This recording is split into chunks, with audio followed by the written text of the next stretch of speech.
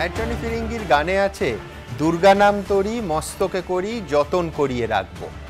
বঙ্গ সংস্কৃতির অবিচ্ছেদ্য অঙ্গ দুর্গাপুজো কি এবার বঙ্গ রাজনীতিরও অবিচ্ছেদ্য অঙ্গ হয়ে উঠল? পুজো কমিটিগুলোকে 28 কোটি টাকা সরকারি অনুদান ঘোষণার পর যেভাবে রাজনৈতিক তরজা তুঙ্গে উঠছে তাতে তেমনটাই মনে হচ্ছে বটে। অন্যদিকে রাজ্যবাসীর সেতু অস্বস্তি কাটার কোনো লক্ষণই দেখা যাচ্ছে না। আর চেতলা ব্রিজের আন্ডারপাসের চাঙর খসে পড়ায় জখম হলেন এক মহিলা। এত অস্বস্তির পাশে স্বস্তির খবর কিন্তু একটাই, পেট্রোল ডিজেলে 1 টাকা সেস কমিয়ে দিল তৃণমূল সরকার। শুধু তাই নয়, মুখ্যমন্ত্রী রীতিমতো চ্যালেঞ্জের সুরে বলছেন এবার কেন্দ্র কর কমিয়ে জনতাকে স্বস্তি দিক।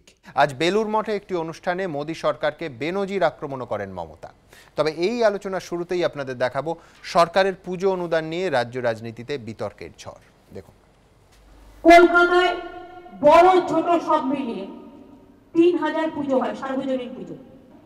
সব সার্বজনীন পুজোকে 10,000 টাকা করে দেওয়া হবে। গ্রাম বাংলার 25,000 সার্বজনীন পুজোকেও 10,000 টাকা করে আমরা দেব। টাকাটা নেহাত কম নয়, 28 কোটি টাকা লাগবে। সোমবার পুজো কমিটিগুলির সঙ্গে বৈঠকে এমনটাই ঘোষণা করেছেন মুখ্যমন্ত্রী। নেতাজি ইনডোর স্টেডিয়ামের বৈঠকে তিনি জানিয়েছেন 28,000 পুজো কমিটিকে এবার 10,000 টাকা করে অনুদান দেবে রাজ্য সরকার। এই সরকারি অনুদান পাবে কলকাতার 3,000 পুজো এবং জেলার 25,000 পুজো। পাশাপাশি লাইসেন্স ফি মকুব করে দিয়েছে রাজ্য সরকার। বিদ্যুতে ছাড় দেওয়া হয়েছে 23% পর্যন্ত। সরকারের এই উদ্যোগে পুজো কমিটিগুলি খুশি হলেও এতে রাজনীতি দেখছে বিরোধীরা। তাদের বক্তব্য, সাধারণ মানুষের করের টাকায় তো কোনো ধরনের ধর্মীয় অনুষ্ঠানের জন্যই অনুদান দেওয়ার কথা নয়। করের টাকা তো রাস্তাঘাট, ব্রিজ তৈরি করায়, কল্যাণমূলক বিভিন্ন প্রকল্পে খরচ করার কথা, অথচ বাস্তবে হচ্ছে উল্টোটা। গত মঙ্গলবার মাঝেরহাট ব্রিজ ভেঙে পড়েছে। মঙ্গলবার চেতলা ব্রিজের চাঙর খসে একজন আহত হয়েছেন। কলকাতায় জেলায় জেলায় অসংখ্য সেতু বিপজ্জনক অবস্থায় পড়ে রয়েছে।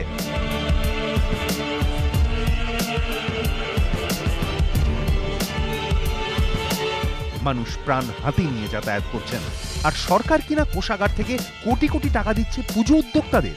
কয়েকদিন আগে মাঝেরহাট ব্রিজ ভেঙে পড়ার পর জানা যায় এই ব্রিজ মেরামতির জন্য খরচ ধরা হয়েছিল 3,26,00,000 টাকা। তার জন্য টেন্ডার হতে লেগেছিল 7 মাস, বরাত আটকে ছিল 5 মাস। অথচ দুর্গাপুজোর জন্য ক্লাবকে 28 কোটি টাকার অনুদান দিতে লাগলো মাত্র একটি বৈঠক। এ নিয়ে সরব বিরোধীরা। রাজ্যের সরকার যেখানে 3 কোটি টাকার জন্য টেন্ডার বাতিল হয় ব্রিজের, সেখানে কি করে এই টাকাটা দেবেন? কোনটা সরকারের কাছে প্রায়োরিটি? 28 কোটি টাকা হয় করের টাকা নয় ধারের টাকা, তা এখন ব্যয় করতে হচ্ছে। অথচ 3 কোটি টাকা যদি খরচা করা হতো এত বড় ঘটনাটা ঘটতো না, এতগুলো মানুষের প্রাণ যেত না। সরকারের কাছে মানুষের প্রাণের চেয়ে ভোট বেশি। এ প্রসঙ্গে বিরোধীরা টেনে আনছে ক্লাব খয়রাতির প্রসঙ্গ। তাদের দাবি, এভাবেই ভোটের দিকে তাকিয়ে পঞ্চায়েত ভোটের আগে 4,300 নতুন ক্লাবকে 2 লক্ষ টাকা করে দেওয়া হয়। এজন্য সরকারের খরচ হয় 86 কোটি টাকা। এর আগেও রাজ্যের মোট 15,000 ক্লাবকে সরকারের তরফে আর্থিক সাহায্য করা হয়। প্রথম বছর দেওয়া হয় 2 লক্ষ টাকা করে। তার পরের 3 বছর 15,000 ক্লাব 1 লক্ষ টাকা করে পায়। এই খাতে সরকারি কোষাগার থেকে খরচ হয়েছে প্রায় 600 কোটি টাকা।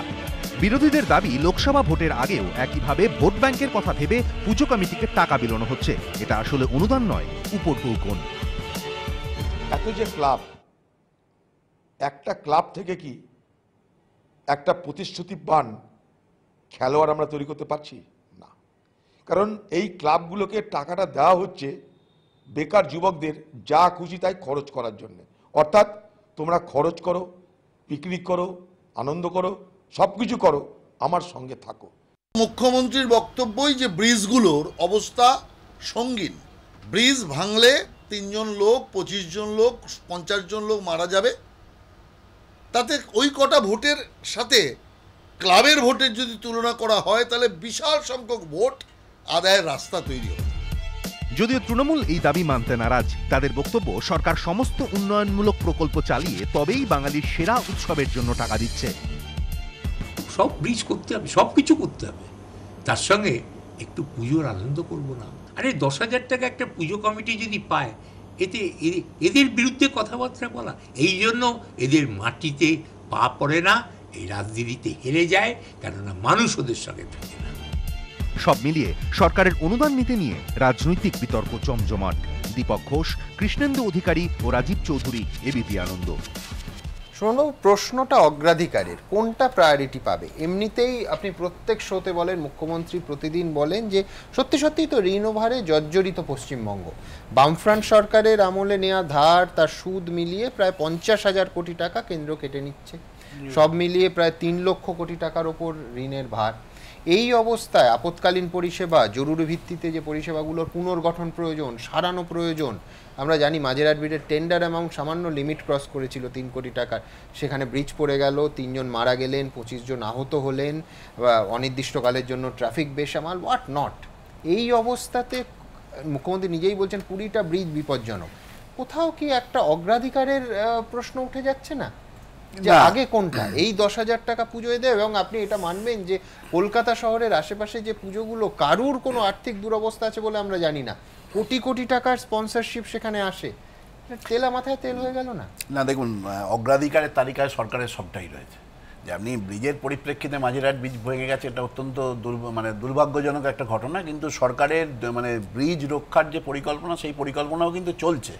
আপনি ধারাবাহিকভাবে বহু ব্রিজের সংরক্ষণ চলছে, এগুলো নিয়ে আমরা আগে আলোচনা করেছি। কিন্তু আমি বলছি, ধরুন সরকার তো তার অগ্রাধিকারের সে তো হচ্ছে, সেগুলো তো কাজ চলছে, সবই কাজ চলছে, সবকিছুরই কাজ চলছে। একাধিক মেয়াদ উত্তীর্ণ ব্রিজ, তারও রক্ষণাবেক্ষণের কাজ হচ্ছে। ঢাকুরিয়া ব্রিজই তার উদাহরণ। আমি বলছি যে এই সরকারের আমলে তো প্রথম অনেক কিছুই হয়েছে। কন্যাশ্রী প্রকল্প, এই কন্যাশ্রী প্রকল্প এই সরকারের আগে কেউ ভাবতে পেরেছে? সবুজ সাথী প্রকল্প, রূপশ্রী প্রকল্প, সমব্যথী প্রকল্প। আজকে ধরুন এই যে কন্যাশ্রী, এই যে বিনা পয়সায় 10,000 টাকা, আমি বলছি যে এগুলো তো প্রথম হয়েছে। মানে ধরুন এই যে আজকে এই যে পুজো কমিটিকে 10,000 টাকা দেওয়া হচ্ছে, একদম এ নিয়ে একটা হইচই পড়ে গেছে যে এই প্রথম ঘটনা, রাজ্যের ইতিহাসে বেনজির। এগুলো তো বেনজির ঘটনা, কন্যাশ্রীও তো বেনজির, আপনি রূপশ্রীও তো বেনজির, বিনা পয়সায় চিকিৎসা পরিষেবাটাও তো বেনজির। ডেফিনেটলি একটা সামাজিক অনুষ্ঠান দুর্গাপুজো, কিন্তু পাশাপাশি একটা ধর্মেরও তো।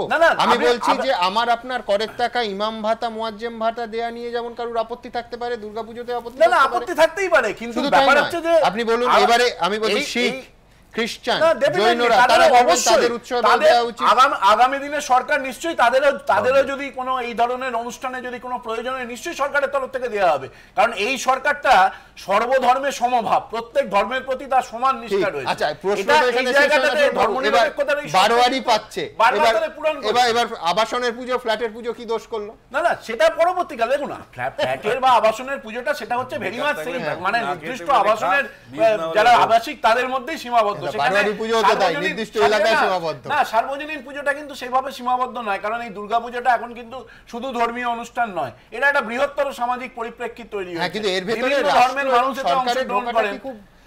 না, আমি তো বলছি যে সর্বধর্মের সমভাবের যে প্রক্রিয়া, এইভাবে যদি আপনি ব্যাখ্যা করেন, এর মধ্যে কিন্তু কোনো অস্বাভাবিক সীমাবদ্ধ আর্থিক ক্ষমতায়। দেখুন, আমি একটা কথা বলছি যে অবশ্যই সীমাবদ্ধ, অবশ্যই বলছেন, ডেফিনেটলি সীমাবদ্ধ। আজকে তো আপনি পরবর্তীকালে আপনি এটাও আলোচনা করবেন যে এই যে আজকে পেট্রোল ডিজেলের দাম লিটার প্রতি 1 টাকা করে কমালো, এটাও তো আমি বলছি 50% ডিএও দেয়া যাচ্ছে না। ডেফিনেটলি আমি তো বলছি যে ডিএ এর ব্যাপারে সরকার তো চেষ্টা করছে না, তাই নয়, সরকার তো অগ্রিম 25% ঘোষণা করে রেখেছে। কিন্তু এই টাকাগুলো 2019 এর পয়লা জানুয়ারি বলছেন 28 কোটি। আমি বলছি যে এই সীমাবদ্ধতার মধ্যে কিন্তু কোনো কাজ থেমে নেই, কোনো জনকল্যাণমূলক কর্মসূচি থেমে নেই। আমি বরঞ্চ অনেক বেশি গুরুত্ব দিই যে এই মুহূর্তে 600 কোটি ক্লাবে চলে গেছে। না, যাক না, তাতে কিন্তু ক্লাবের যে বৃহত্তর পরিপ্রেক্ষিত সেটাকেও আপনাকে ভাবতে হবে যে ক্লাব সংস্কৃতিটা বাম আমলে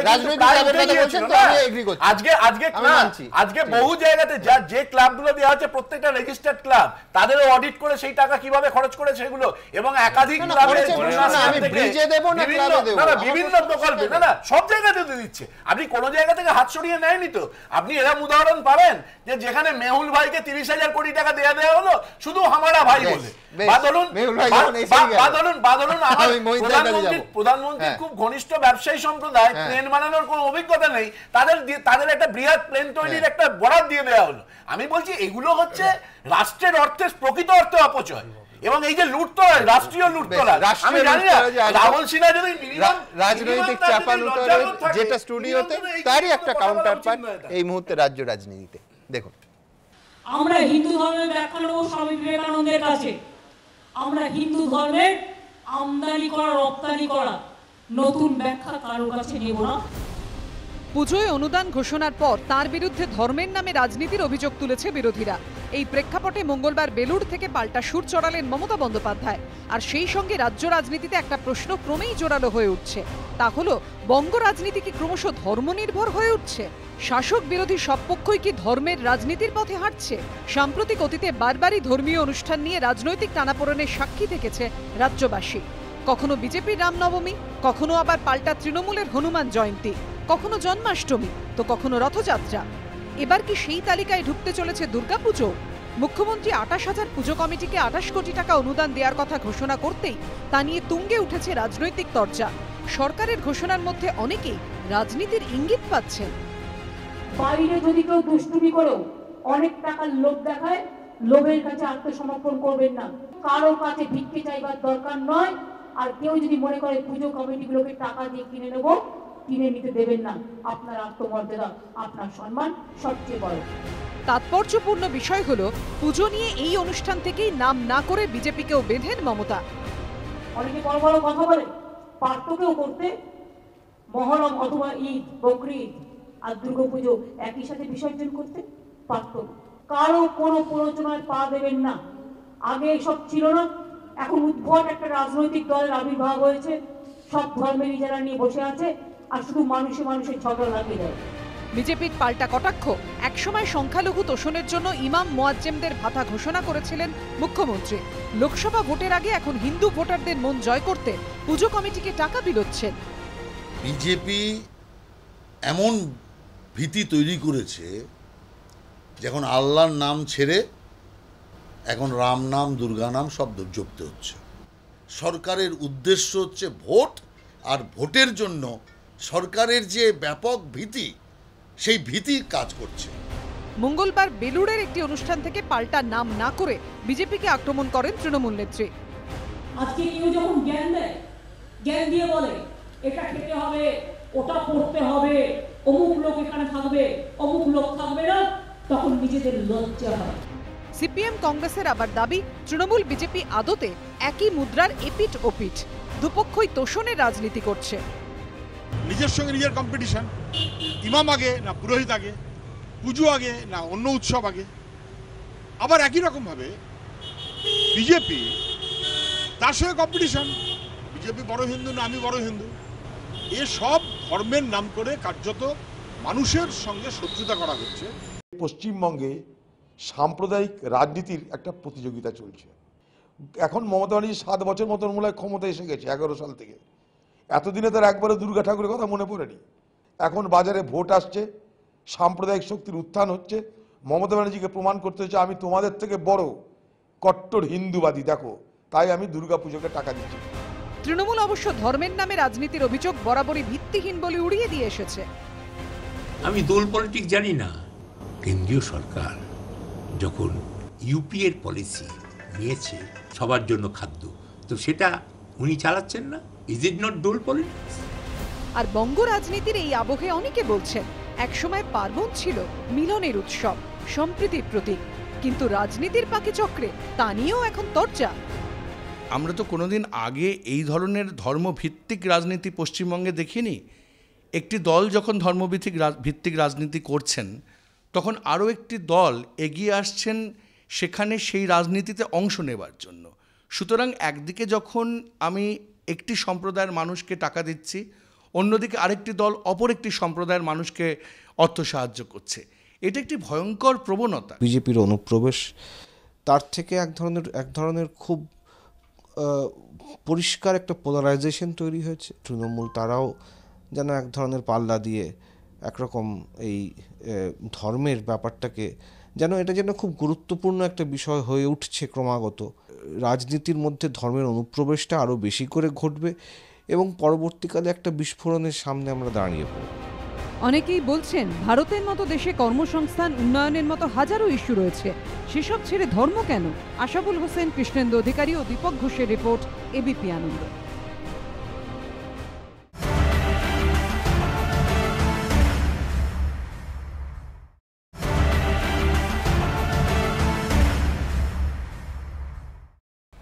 মহিদা কালই মুখ্যমন্ত্রী বলছেন বাইরে থেকে দুষ্টুমি করে অনেকে টাকার লোভ দেখাতে পারে, কিন্তু তাদের কাছে আত্মসমর্পণ করবেন না। কেউ যদি মনে করেন টাকা দিয়ে পুজো কমিটি কিনে নিতে দেবেন না, এরকম কোনো উদ্যোগ আপনারা নিয়েছেন? নাম না করে তো আপনাদের উদ্দেশ্যেই আক্রমণ। আর একটু ওনার কাছে তো অনেক বেশি খবর থাকবে, যে যদি সেগুলো বলে দিতেন তাহলে আমরা তদন্ত করতে পারতাম। কিন্তু বিষয়টা তা নয়। বিষয়টা হচ্ছে মমতা বন্দ্যোপাধ্যায় সিপিএম যে কাজটা শুরু করেছিল, পশ্চিমবঙ্গে ইসলামী মৌলবাদকে একেবারে প্রতিষ্ঠিত করেছেন এবং ইমাম ভাতা পুরোহিত বা অন্য ধর্মের চার্জদের না দিয়ে, তারপরে মাদ্রাসার প্রসারণ, এবং মাদ্রাসা অবশ্য ভারতবর্ষের প্রথম মাদ্রাসা মন্ত্রী বামফ্রন্ট শুরু করে। তো 10,000 মাদ্রাসা করবেন। এবার মনে হয়েছে যে হিন্দুদের জন্য কিছু কিছু করা উচিত, কিন্তু একটা মূল তফাৎ আছে। দুর্গাপূজাটা পশ্চিমবঙ্গে ভালো হোক বন্ধ হোক, গত 30 বছরে যে পশ্চিমবঙ্গের যে সাংস্কৃতিক আবহ, তাতে এটা একটা উৎসব হয়ে গেছে। দুর্গাপুজোর থেকে কোথাও হিন্দু ধর্ম প্রচার হয় না। হ্যাঁ, আপনি বলুন না, হিন্দু ধর্ম প্রচার হয় না। না শুনুন না,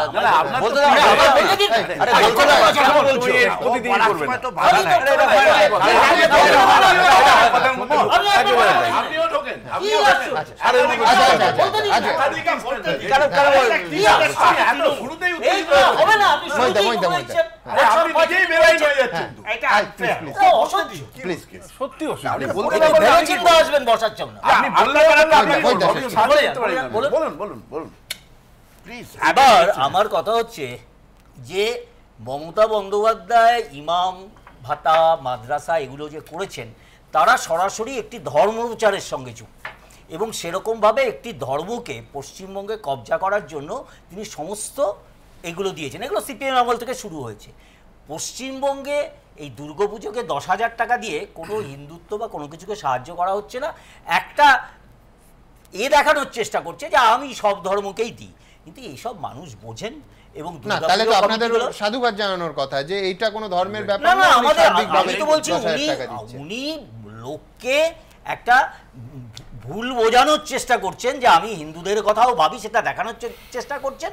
সেটাই হচ্ছে ওনার কাজ, সেটা করছেন। তাতে ওনাকে সাধুবাদ জানাবো কেন? এই টাকা কোনো চায়ও নি এই ক্লাবগুলো, উনি এই দিয়ে একটা ভাব তৈরি করতে পারছেন।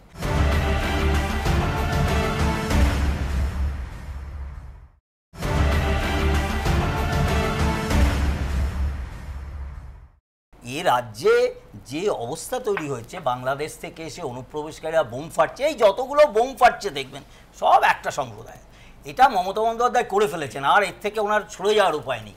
এখন উনি ভাবছেন যে এই কিছু একটা হিন্দু এতে এই করলাম, ক্রাইমের ঘটনার সঙ্গে একটা ধর্ম বিশ্বাসকে জড়াতে পারেন না। না ক্রাইমে আমি কোনো ধর্ম বিশ্বাস করে জানি না, কিন্তু একটা সম্প্রদায় এটা করছে এবং আমরা তো দেখেছি। ধরুন 1 মিনিট বলতে দিন, আমরা পশ্চিমবঙ্গে 1951 সালে 19% মুসলমান ছিল, আর 2011-তে সেটা 27%, আমি সেন্সাস বলছি। আর বাংলাদেশে 22% হিন্দু আছে, আর সেটা হয়ে গেছে 8%। তো কিসের সঙ্গে ধর্মের সঙ্গে জড়াবো না? বললেই হলো ভালো ভালো কথা। বাংলাদেশের 22% হিন্দু, 8% কেন হয়েছে সেটা একটা সম্প্রদায়কে জবাব দিতে হবে। না আমি জাস্ট একটা কথা একটু বলি যে মহিতদের কাছ থেকে এর থেকে বেশি কিছু আমিও আশা করছি না ব্যক্তিগতভাবে, অন্য মানুষও আশা করছে না। না কেন বলছি, না বলতে দাও না, আপনার কাছ থেকে কি আশা আছে? মাঝেরা ব্রিজ করা নিয়ে যে অনুষ্ঠান চলছে, আশা করতে আপনি বাগান করেন যে রাজ্য সভাপতি তিনি কি বলেছিলেন যে শিয়ালদা বাংলাদেশিরা, আপনি এটা এমন গুরুত্বপূর্ণ লোক যে আপনি তো ভাবেন শিয়ালদা ফ্লাইওভারের রক্ষণাবেক্ষণ নিয়ে যখন আলোচনা হচ্ছে, তখন তিনি বলছেন শিয়ালদা ফ্লাইওভার নিচে বাংলাদেশিরা থাকে। হতেই পারে, তার থেকে হবে না কেন? বাংলাদেশি থাকে না, দুটোর কোনোটারই অনুদান এবং ভাতার প্রয়োজন নেই। প্রয়োজন অনুদান এবং ভাতা যদি কিছু থাকে সেটা ওই পরিকাঠামো।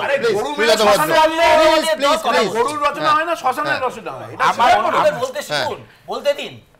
আমার পজিশন হচ্ছে সরকারের টাকা আমাদের টাকা, জনগণের টাকা। আমরা যদি সেকুলার স্টেট ইন্ডিয়ান কনস্টিটিউশন অনুযায়ী বলে থাকি, তাহলে সরকারে যে সরকারে থাকে তাদের ডিট্যাচ হয়ে যাওয়া উচিত। সেকুলারের ক্লাসিক্যাল সংজ্ঞা হচ্ছে রাষ্ট্র ধর্মকে, কোনো বিশেষ ধর্মকে কখনো মদত দেবে না। ধর্মের মধ্যে যদি সংঘাত হয় সে থামাবে। বিভিন্ন কালচারাল যে ট্র্যাডিশনাল রিলিজিয়াস প্র্যাকটিস আছে, বিভিন্ন সংগঠন করছে, করবে। কিন্তু আমি মানুষের টাকা 1 টাকা হোক আর 10,000 হোক বা 1 কোটি হোক, আমি সেইভাবে দিতে পারি না। আমি সরাসরি কোনো ধর্মের কোনো আচার কোনো অনুষ্ঠানে আমি ঢুকবো না, পারি আমি একদম ইনভলভ হব না। রাষ্ট্র আমরা দীর্ঘদিন ধরে এটা এই বিজেপির উত্থান অউত্থান, হিন্দুত্ববাদের উত্থান অউত্থান নিরপেক্ষ আমরা বহুদিন ধরে বলছি ভারতীয় স্টেট একটু টেন্টেড টুয়ার্ডস হিন্দু প্র্যাকটিস, ওই নারকেল ভাঙা আলো, এগুলো আমরা বহুদিন বলতে বলতে আমার একটা সেকুলারিজমের ধারণা ছিল। কিন্তু যদি তুমি অ্যাপিস করতে এই যে বিজেপি যেটা বলে তারা একটা কোথাও গ্রাউন্ড আছে যেটা অ্যাপিসে যাচ্ছ, এবার অ্যাপিসটা এত হেলে গেছে সেটা আবার একটা ব্যালেন্সের জন্য। তৃণমূল যদি পার্টি ফান্ড থেকে দিত কাউ কিছু বলবার ছিল না, 28 কোটি যদি পার্টি ফান্ড থেকে ছিল। আমার একটা কথা মনে হচ্ছে যেটা ওই সুমন বলছিলেন যে কোনো প্রোগ্রাম কি আটকাচ্ছে আমাদের অন্যগুলো, ইটস নট আ লজিক। আমার একটা মনে হচ্ছে একটা প্রশাসনিক কোনো প্রিন্ট মিডিয়াতে আমি পড়েছি কোনো প্রশাসনিক বৈঠকে কেউ একজন বলেছিলেন এখানে একটা ওভারব্রিজ করা দরকার। তখন মুখ্যমন্ত্রী বলেছিলেন 2 টাকা চাল দেওয়াটা আমার কাছে প্রায়োরিটি, এই মুহূর্তে ওভারব্রিজটা প্রায়োরিটি নয়। আমি মেনে নিলাম। তো ওভারব্রিজের থেকে কি 28 কোটি টাকা পুজো মণ্ডপে দেওয়াটা প্রায়োরিটি হবে না সেই ওভারব্রিজটা করে দেওয়াটা প্রায়োরিটি হবে? এই যে অপচয় এবং সেটা নির্দিষ্ট লক্ষ্যে যাওয়া, তার নির্দিষ্ট কারণের জন্য যাওয়া, এইটা আমার কাছে অ্যাকসেপ্টেবল মনে হচ্ছে না। বলতে বিভিন্ন প্রোগ্রাম তো হচ্ছে, সুমন বলছেন সেটা সমস্ত মানুষের কাছে রিচ করবার জন্য, বিপিএলে যারা আছে তাদের কাছে। আর একটা পুজো কমিটিতে টাকা দেওয়াটা মানে সকল মানুষের কাছে কাজে লাগছে না। অন্য প্রোগ্রাম থাকলেও সেখানে আরও বেশি প্রোগ্রাম দাও, সমব্যথীতে বাড়াও, কেন ওভারব্রিজে আরও কত মারা যাবে কেউ জানে না, ফলে সমব্যথীতে টাকাটা বেশি রাখো, আরও লোক মারা যাবে, কি কোন ব্রিজ পড়বে। বা ব্রিজগুলোতে রক্ষণাবেক্ষণের জন্য এই টাকাগুলো তুমি ডিস্ট্রিবিউট করো, 2-3টে ব্রিজ বেছে নাও যেগুলো খুব ইম্পর্টেন্ট, ইমিডিয়েট বেশিতে ধরো। তার বদলে সর্বধর্ম সমন্বয়ের নাম করে যদি এটা হয় সেটা দুদিক থেকে ক্ষতি। গণতন্ত্রের যে সেকুলার ধারণাটা আমরা ধারণ করি যে স্টেট বিচ্ছিন্ন হয়ে যাবে ধর্ম থেকে, সেটার বদলে তাহলে বিজেপিকে তুমি দোষ দিতে পারো না। এবং তৃণমূল কংগ্রেস দলীয়ভাবে দিতেই পারে, কোনো ইন্ডিয়ান পলিটিক্সে যেখানে গিয়ে আমরা পৌঁছচ্ছি, এ ফেক হিন্দু কিনা, ও আসল হিন্দু কিনা, কে কতখানি হিন্দু, কে কতখানি এই জায়গায় আমরা ঢুকে যাচ্ছি। যেটা আমি শুধু দর্শকদের মনে করে দেবো, শুধু একটা দুর্গাপুজোর অনুদান নিয়ে আলোচনা নয়, আপনাদের মনে থাকবে দিনের পর দিন ইমাম ভাতা এবং মুয়াজ্জেম ভাতা নিয়েও অনুষ্ঠান হয়েছে, একই আলোচনা হয়েছে, বিভিন্ন রাজনৈতিক দলের সদস্যরা এই স্টুডিওতে এসছেন।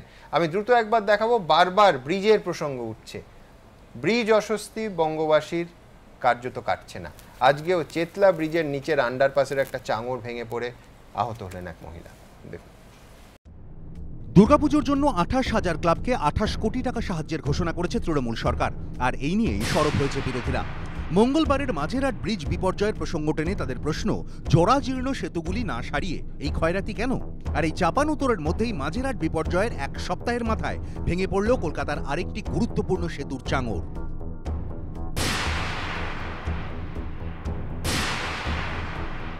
চেতলা ব্রিজের আন্ডারপাসে বেশ কয়েকটি অস্থায়ী দোকান রয়েছে। এখানেই শাকসবজি বিক্রি করেন কবরডাঙ্গার বাসিন্দা সুমিত্রা মালিক। দুপুর 2:30 নাগাদ আচমকাই ব্রিজের একটি চাঙড় তার মাথায় ভেঙে পড়ে। পিঠেও গুরুতর চোট পান কবরডাঙ্গার বাসিন্দা বছর 50-এর এই মহিলা। মাঝেরহাট ব্রিজ ভেঙে পড়ার পর চেতলা ব্রিজের চাঙড়, এই চাঙড়ের একটা অংশ সেটা ভেঙে পড়ে আনাজ বিক্রি করেন, তাদের মধ্যে একজন মহিলা যিনি গুরুতর আহত হয়েছে। দোকানদারি করছিলাম বসে, আর ভেঙে পড়ে গেল মাথায় ফোটা, আমি তো বসেই ছিলাম, মাথায় চোট হয়েছে, মাথা ফুলে গেছে, পিঠে কেটে, হাতগুলো পিঠে কেটে গেছে। ব্রিজের চাঙড় ভাঙার খবর ছড়িয়ে পড়তেই এলাকায় আতঙ্ক ছড়ায়। ঘটনাস্থলে পৌঁছয় পুলিশ, সরিয়ে দেওয়া হয় ব্রিজের নিচের দোকানদারদের। এখানে বারণ করা হয়েছে ব্রিজের নিচে কেউ থাকবে না, তা সত্ত্বেও এখানে মাল নিয়ে বিক্রি করে, ইচ্ছে করে এখানে থাকে। 1974 সালে চেতলা ব্রিজের উদ্বোধন করেন তদানীন্তন মুখ্যমন্ত্রী সিদ্ধার্থ শঙ্কর রায়। চেতলা ব্রিজের রক্ষণাবেক্ষণ নিয়ে প্রশ্ন বহুদিনের, কিন্তু এখানে যারা এলাকার বাসিন্দারা বলছেন যে বড় বড় গাড়ি এখানে এসে দাঁড়িয়ে থাকে, বা এই যে আন্ডারপাসের তলা দিয়ে যায়, বাইরে থেকে কোনো প্রকার হাইট বার যেটা লাগানো হয় এইখানে কিন্তু সেরকম কোনো ব্যবস্থাই নেই। এবং অন্যদিকে এখানে বিভিন্ন জায়গা রয়েছে যেই জায়গাতে ফাটল দেখা যাচ্ছে, এমনটাও এলাকার বাসিন্দাদের বক্তব্য। নিকাশি ব্যবস্থা সেটাও যথাযথ নেই, এমনটাও কিন্তু বলা হচ্ছে, আমরা দেখতে পাচ্ছি। চেতলা ব্রিজের মেরামতি নিয়ে ক্ষোভ উগরে দিয়েছেন এলাকার মানুষ। এটা কিসের থেকে ফাটল হচ্ছে তাও তো বোঝা যাচ্ছে না। এটা হচ্ছে আগে হচ্ছে তো এই ফাটলটা দেখা যায়নি, আজকেই হচ্ছে প্রথমে এই ফাটলটা একটু চোখে পড়লো। ফাটল দেখতে পাওয়া যাচ্ছে তো চারিদিকে। শুধু কলকাতা নয়, জেলার সেতুগুলির একটা বড় অংশের এখন একই অবস্থা। হুগলির বৈদ্যবাটিতে গঙ্গার খালের ওপর প্রায় অর্ধ শতাব্দী প্রাচীন সেতুরও হাল খারাপ। ভেঙেছে পিলার, ফাটল ধরেছে সেতুতেও। এই সেতু দিয়ে শেওড়াফুলি ও বৈদ্যবাটির সংযোগ রক্ষা হয়। 10 চাকা 12 চাকা লরি যাতায়াত করে এই রাস্তা দিয়ে, কিছুই কাজ হচ্ছে না। পৌরসভাকে জানাচ্ছি, শ্যামপুর জানাচ্ছি, কিছুই কাজ হচ্ছে না। ডুলুং নদীর ওপরে থাকা ঝাড়গ্রামের ফেকোহাট সেতুরও বেহাল দশা। পিলারে ফাটল, ভেঙে গেছে সেতুর রেলিংও। জাতীয় সড়ক কর্তৃপক্ষ সেতু সংস্কারের কাজে হাত দিলেও তা ধীর গতিতে হচ্ছে বলে অভিযোগ। ব্রিজটা নিয়ে যতদিন না ফুললি কমপ্লিট হচ্ছে ততদিন আমরা তো প্রত্যেক মুহূর্তেই বাড়ির থেকে বেরানোই বেরানোর পরেই আমাদের কাছে রাস্তাটা পড়ছে। অতএব যেতে আসতে সব সময় আমাদের বিপদের আশঙ্কা। 40-এ চালসে পড়েছে পানাগড় বীরভূম রাজ্য সড়কের ওপর কুনুর সেতুতে। সেতুর কোথাও ফাটল তো কোথাও আবার গর্ত, কোথাও সেতুর রেলিংয়ে জন্মেছে আগাছা। গত 1 বছরে 2 বার এই সেতুতে ফাটল দেখা দিয়েছে। হয়েছে মেরামতিও, কিন্তু ভারী যান চলাচল করলে সেতু এখনো কাঁপতে থাকে। ব্রিজের অবস্থা ভালো নয়, নিচে দিকে দেখতে পাবেন ব্রিজটা ডাউন হয়ে আছে, যে কোনো সময় ভেঙে যেতে পারে। আমাদের বিকল্প কোনো রাস্তা নাই, উপায় নাই বলে আমাদেরকে যেতে বাধ্য হয়। ব্রিজ তো অবশ্যই হওয়া দরকার আছে, তা নাহলে এই উত্তরবঙ্গ যাওয়ার তো একটাই রাস্তা, আর তো কোনো রাস্তা নাই। মেদিনীপুর শহর ও খড়গপুরের সংযোগ রক্ষাকারী একমাত্র ব্রিজ কংসাবতী নদীর ওপর দেশপ্রাণ বীরেন্দ্র সেতু, তারই এখন কঙ্কালসার অবস্থা। কোথাও কংক্রিটের চাদর উঠে গিয়ে লোহার রড বেরিয়ে গেছে, কোথাও পিলারে দেখা দিয়েছে ফাটল। ভেঙে পড়ছে ব্রিজের রেলিং, রেলিংয়ের দখল নিয়েছে আগাছা। 46 বছর আগে তৈরি এই সেতু দিয়েই নিত্যদিন ঝুঁকির পারাপার স্থানীয়দের। বাচ্চারা যে যাতায়াত করে, আমার ছেলে মেয়ে দুজনে মেদিনীপুরে পড়াশোনা করে, দুজনের প্রতিদিন 2বার যাওয়া আসা, টিউশন পড়তে আসে একবার, স্কুল আসে একবার। সাইকেলও তো ভেঙে গেছে, একবার মেরামতি হয়েছে, কিন্তু ভালোভাবে হয়নি। একই অবস্থা জেলার অন্যতম গুরুত্বপূর্ণ চন্দ্রকোনার কুবাই সেতুর। ব্রিটিশ আমলে তৈরি এই সেতুর কোথাও ভেঙে পড়েছে কংক্রিটের চাদর, কোথাও চিড় ধরেছে সেতুর পিলারে, ভেঙে গেছে রেলিং, কোনো মতে কাঠের গুঁড়ি দিয়ে ঠেকনা দেওয়া হয়েছে। ব্রিজের তলায় দেখা যাচ্ছে অনেক বাঁশ বা বল্লি ফল্লি দিয়ে আটকে রেখেছে ব্রিজটাকে। এইভাবে দীর্ঘদিন ধরে চলছে এবং পুয়াই ব্রিজের গায়ে দিয়ে দেখবেন অনেক বড় বড় বট গাছ, আসত্ব গাছ বেরিয়েছে। বিরোধীদের কটাক্ষ, ক্ষয়রাতির আগে সরকারের উচিত এইসব সেতুর স্বাস্থ্যে নজর দেওয়া, সেটাই সরকারের প্রধান কর্তব্য। এবিপি আনন্দ। এই যাবতীয় অস্বস্তির খবরের পাশাপাশি স্বস্তির খবর কিন্তু আজকে একটাই, কিছুটা রিলিফ পেলেন সাধারণ মানুষ, কারণ রাজ্য সরকার 1 টাকার শেষ ছাড়ের ঘোষণা করলেন। দেখব। টানা 26 দিন ধরে বাড়ছে তেলের দাম। এই পরিস্থিতিতে জ্বালানির জ্বালায় মলম দিলেন মমতা বন্দ্যোপাধ্যায়। রাজ্যে 1 টাকা করে দাম কমল পেট্রোপণ্যের। আর এরই মধ্যে গত 3 সপ্তাহের ধারা অব্যাহত রেখে মঙ্গলবারও পেট্রোল ডিজেলের দাম বেড়েছে। লিটার প্রতি 14 পয়সা করে বেড়ে কলকাতায় লিটার প্রতি পেট্রোলের দাম দাঁড়িয়েছে 83 টাকা 75 পয়সা। অন্যদিকে লিটার প্রতি ডিজেলের দাম মঙ্গলবার কলকাতায় দাঁড়িয়েছে 75 টাকা 82 পয়সা। ভারতের ইতিহাসে এটাই জ্বালানির সর্বোচ্চ দাম। আর এই পরিস্থিতিতে বাংলার মানুষকে কিছুটা সুরাহা দিয়েছে মমতা বন্দ্যোপাধ্যায়ের সরকার, যার জেরে লিটারে 1 টাকা করে সস্তা হলো পেট্রোল ও ডিজেল। টাইমিং আমরা লিটার প্রতি 1 টাকা করে দাম কমালাম এখানে বেঙ্গলে। কেন্দ্রীয় সরকার ডিজেল পেট্রোলের ওপরে 9 বার এক্সাইজ ডিউটি বাড়িয়েছে, ফলে 11 টাকা 77 পয়সা পেট্রোল আর ডিজেলে এক্সাইজ ডিউটি বেড়েছে। ফলে কমন পিপুল আজকে সবচেয়ে বেশি হ্যারাস্ট হচ্ছে। রাজ্য সরকার 1 টাকা ছাড় দিলেও বিরোধীরা অবশ্য জমি ছাড়তে নারাজ। তারা ছাড়ের পরিমাণ নিয়ে প্রশ্ন তুলেছে।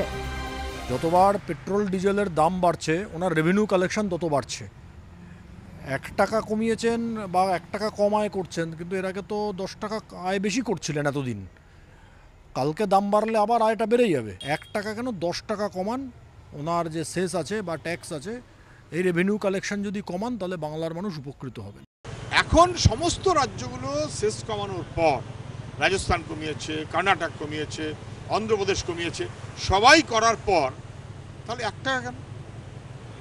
এই সরকার আসার পর পেট্রোলে বাড়তি ট্যাক্স আদায় করছে প্রায় 6 টাকা পার লিটার। 6 টাকা, তাহলে 1 টাকা কমায়নি, 6 টাকা বাড়তি নিচ্ছিল, হয়তো সেটা 5 টাকা বাড়তি নেবে। বামেদের পাশাপাশি পেট্রোপণ্যের দাম বৃদ্ধির প্রতিবাদে সোমবার ধর্মঘট পালন করে কংগ্রেসও। 24 ঘন্টার মধ্যে মুখ্যমন্ত্রীর কর কমানোর ঘোষণার নেপথ্যে তারা আবার আন্দোলনের জয় খুঁজে পাচ্ছে। যখন বিজেপির রাজ্য কমাচ্ছে রাজস্থান, যখন অন্ধ্রপ্রদেশ কমাচ্ছে, তখন আপনার মনে হলো এবার না কমালে আপনার জাত থাকবে না, তাই আপনি কমিয়েছেন, তাও 1 টাকা মাত্র। পাশাপাশি দিদি এটা আপনাকে স্বীকার করতে হবে, আপনি বলেন না যে বন্ধ করে কিছু লাভ হবে না, এটাই বন্ধের লাভ। বন্ধ না করার আগে আপনি কিন্তু 4 আনা পয়সাও কমাননি। নিজে কর কমিয়ে এবার মোদী সরকারের উদ্দেশ্যে কর কমানোর চ্যালেঞ্জ ছুড়ে দিয়েছেন Mamata Bandyopadhyay. Central sex immediate withdraw করা উচিত। একদিকে ক্রুড অয়েলের দাম কমছে, তোমরা দাম বাড়াচ্ছ, তার উপরে তোমরা সেসও বাড়াচ্ছ, দুটো একসাথে চলতে পারে না। সেস কিন্তু স্টেট গভর্নমেন্ট পায় না। পাল্টা কটাক্ষ ছুড়ে দিয়েছে গেরুয়া শিবিরও। কেন্দ্রীয় সরকার কি করবে না করবে তার বুদ্ধি মমতা ব্যানার্জির থেকে নেবে না। কেন্দ্রীয় সরকার জনদরদী সরকার, অতএব মানুষের কি করে ভালো হয়, কিভাবে সেটা করা দরকার, সেটা কেন্দ্রীয় সরকার সঠিক সময়ে সঠিক পদক্ষেপ নেবে। মমতা ব্যানার্জি নিজের চরকায় তেল দিক, সেটাই বরঞ্চ রাজ্যের পক্ষে মঙ্গল। ইতিমধ্যেই তেলেগু দেশম পরিচালিত অন্ধ্রপ্রদেশ সরকার লিটারে 2 টাকা কর কমিয়েছে। রবিবার পেট্রোপণ্যের ওপর লিটার প্রতি 2.5 টাকা কর কমানোর সিদ্ধান্ত নিয়েছে বিজেপি শাসিত রাজস্থান সরকার। এবার সেই পথে হাঁটল বাংলার তৃণমূল সরকারও। অর্থমন্ত্রক সূত্রে অবশ্য খবর, এই মুহূর্তে কেন্দ্র তার করের পরিমাণ কমাচ্ছে না। জানিয়ে অন্য বিরোধী দলগুলোর মতো বারবার মোদী সরকারকে নিশানা করছে কংগ্রেসও। সোমবার তারা ভারত বন্ধ ডেকেছিল। কিন্তু অনেকেরই প্রশ্ন, কংগ্রেস শাসিত পাঞ্জাব সরকার কেন পেট্রোপণ্যের ওপর কর কমিয়ে সাধারণ মানুষকে একটু স্বস্তি দিচ্ছে না? কেন কংগ্রেস জেডিএস এর জোট সরকার কর্ণাটকে পেট্রোল ডিজেলের ওপর কর কমাচ্ছে না? সুমন ঘরাই, দীপক ঘোষ ও কৃষ্ণেন্দু অধিকারী রিপোর্ট, এবিপি আনন্দ।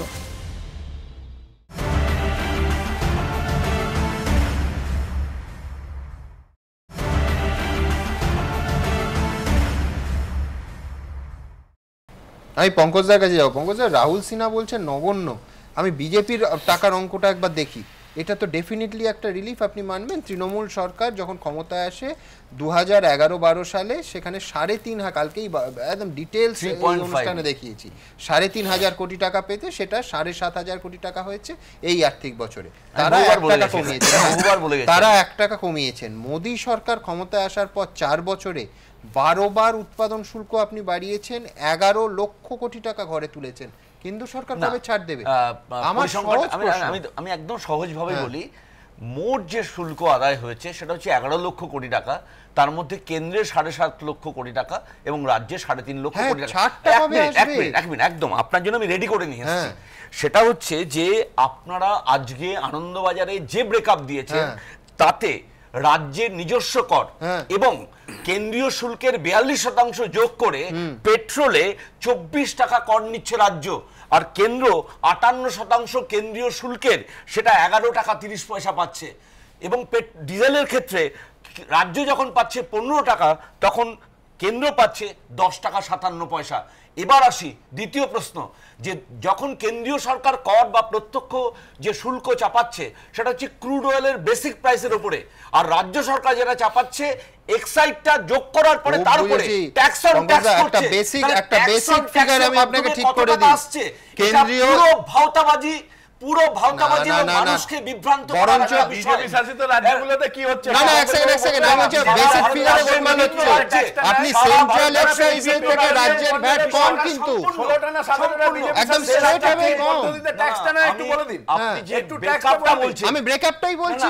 আমিও তো সেন্ট্রাল এক্সাইজ রাজ্যের ভ্যাটের থেকে সব সময় বেশি। রাজ্য সরকার 24 টাকা নিচ্ছে, সেখানে কেন্দ্রীয় সরকার 11 টাকা নিচ্ছে এবং 3,500 কোটি টাকা শেষ যোগ করে বলছেন। আপনি মানলাজে জানুয়ারি করছেন, জানুয়ারি নয়, আপনি জানুয়ারি করছেন। আরে 7,000 শেষ যোগ করে বলছেন। না কেন্দ্র নিচ্ছে রাজ্য, আমি সঠিক ফিগারটা দিচ্ছি। তিনি এই কাজটা, তার যে রাজস্ব আদায় 5,000 কোটি টাকা 7,000 কোটি টাকা, আমি 2.5 মিনিটের জন্য ধরে নিলাম আপনার ফিগার ঠিক। আমার সেখানেও প্রশ্ন থাকবে যে কেন্দ্র সরকার কবে রিলিফটা দেবে, তারপরে আমি সঠিক ফিগারে আসব। কেন্দ্রীয় আমি এটা যদি বলেন, তাহলে কেন্দ্রীয় পেট্রোলিয়াম মন্ত্রী বলেছেন যে এটা জিএসটির আন্ডারে আনা উচিত। না এটা আনা উচিত না। কালকে সাংবাদিক সম্মেলন করে হাত তুলে বলেছেন আমাদের কিছু করার নেই। আমি আবার দেখাবো ধর্মেন্দ্র প্রসাদের বক্তব্য 100% ট্যাক্স হচ্ছে বোথ সেন্ট্রাল এন্ড স্টেট। আরে গতকাল রবিশঙ্কর প্রসাদ বলে দিয়েছেন, আপনি বলতে পারবেন না তো? রবিশঙ্কর প্রসাদ বলে দিয়েছেন গতকাল আমাদের জেলের দাম কমানোর ক্ষমতা নেই। কি বলবেন না আপনি? আপনি কমানোর কথা কি করে বলছেন? আপনি আরে রবিশঙ্কর প্রসাদ কথা বলতে মন্ত্রী কি বলতে আছেন আপনি?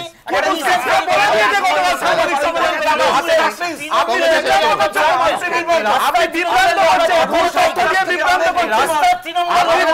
করছেন, ভুল তথ্য দিয়ে আপনি মানুষকে ভুল তথ্য দিয়ে বিভ্রান্ত করছেন। ওনাকে বলতে দেন।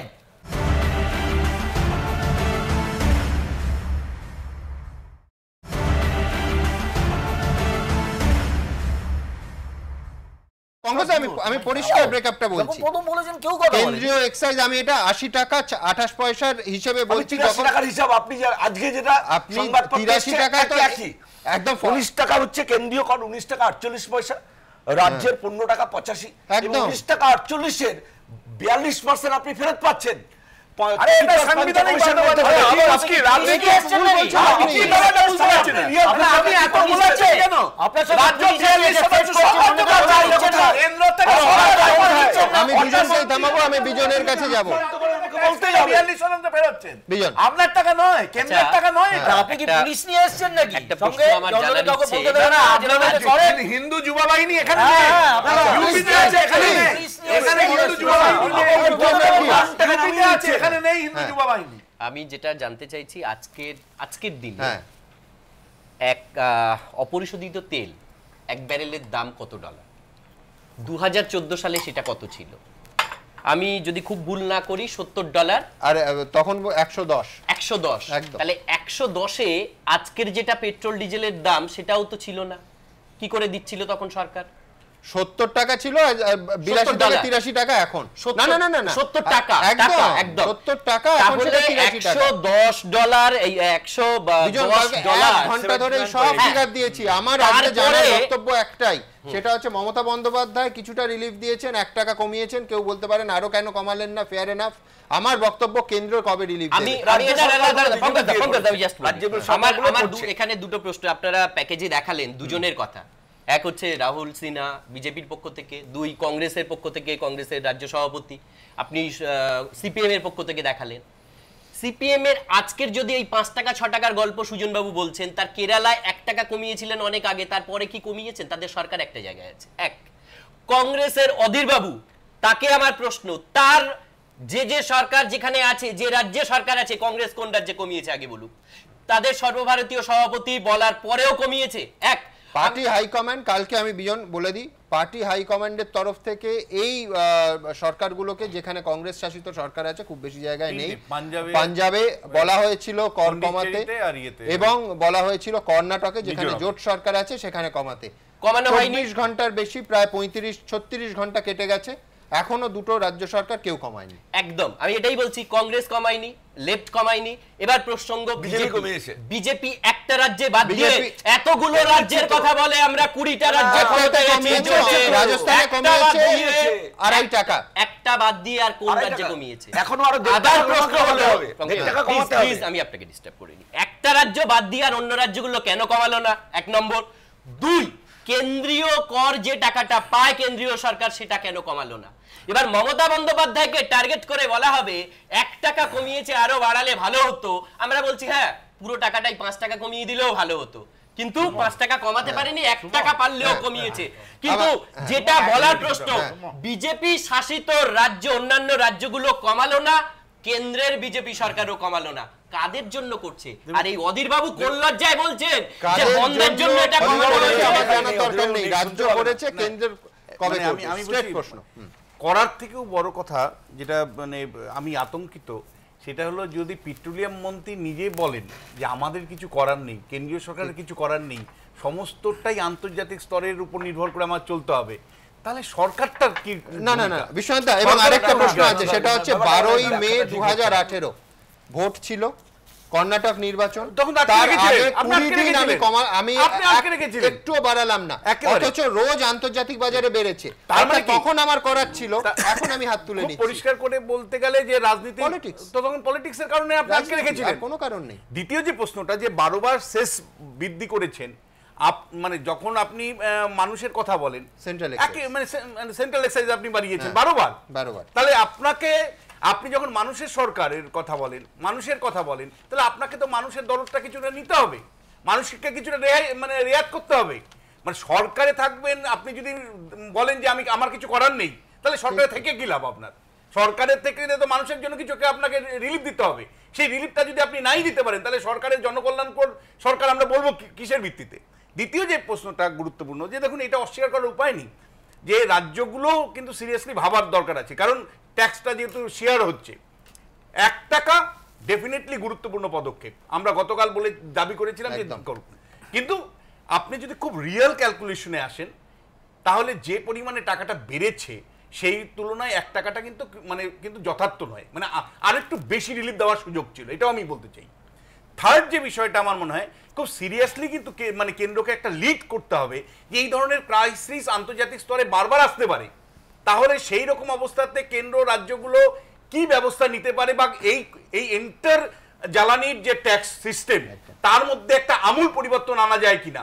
কারণ আলটিমেটলি যতটা দাম বাড়ছে তার থেকে বেশিটা বাড়ছে হলো ট্যাক্স। এই এন্টার ট্যাক্সটাই এমন কমপ্লেক্স অবস্থায় আছে, কেন্দ্র রাজ্যের চাপানো একের পর এক ট্যাক্স, এবং আমার তো রাজস্ব রান্নার গ্যাসের সিলিন্ডারের কথা হোক, রান্নার গ্যাসের সিলিন্ডারের দাম কত আজকের দিনে? যেটা কেন্দ্রে 1 টাকা ওর 1 টাকা, এই তর্কের থেকেও বড় কথা যেটা বিজেপিকে উত্তর দিতে হবে কেন্দ্রীয় সরকারের, বিশ্বনাথ দাও বলেছেন, যেখানে ওরা বলছে আমরা দাম বাড়ানো আমাদের হাতে নেই, বাইরের কোনো এক্সটার্নাল ফ্যাক্টরের জন্য। কিন্তু এটা ফ্যাক্ট, টুইটারে যুদ্ধ হচ্ছে কংগ্রেসের সঙ্গে, বিজেপি টুইটার যুদ্ধতে গিয়ে পরিণত, তাতে মানুষের কোনো রিলিফ নেই। দ্বিতীয় দেখা যাচ্ছে ক্রুড অয়েল প্রাইস 30% 34% কমছে, সেখানে আমরা দাম বাড়াচ্ছি কেন, এই ব্যাখ্যাটা কেন্দ্রীয় সরকারকে দিতেই হবে। 1 টাকা কমানোটা তার পেছনে একটা পলিটিক্যাল মোটিভ থাকতে পারে, ধারাবাহিকভাবে কমছে। $110 মনমোহন সিং এর সময় $72 এখন নেমে এসছে। এই ব্যাখ্যাটা যতক্ষণ না আসছে তাহলে মনে হবে একটা সরকার মানুষের জন্য কি নয়, সেটাও প্রায় 30-40 টাকা ডলারের, এবং এটাকে যদি আমি ধরে নিই 1 টাকা, পঙ্কজ বাবুর কথা যদি ধরে নিই 1 টাকা কমানোটা বা রাহুলের কথা ধরে নিই কিছুই নয়, মানলাম 1 টাকাটা ধরে নিই তর্কের খাতে, কেন্দ্রীয় সরকার 8 আনা কমা, তাও তো কমাচ্ছ না, একটা জেস্টার। আমি যদি ধরে নিই যে একটা পলিটিক্যাল জেস্টার, কিন্তু জেস্টার তার আগের দিন মমতা বন্দ্যোপাধ্যায় বলেছিল 1 টাকা কমানোটা বোধহয় কিছু নয় না, এটা বলেই পরের দিন বলে 1 টাকা কমিয়ে, জেস্টারও হয়। কেন্দ্রীয় সরকার যদি হাত তুলে দিয়েছে যখন, এবং মানুষের এই ধরনের দুর্ভোগ বন্ধ করেও যখন কিছু সচেতন নয়, এবং ওই ডিফেন্স মিনিস্টার প্রশ্ন উঠলেই সাংবাদিক সম্মেলনে চলে যাচ্ছেন, তাহলে মানুষ কোথায় যাবে? এইটা আমি এখনো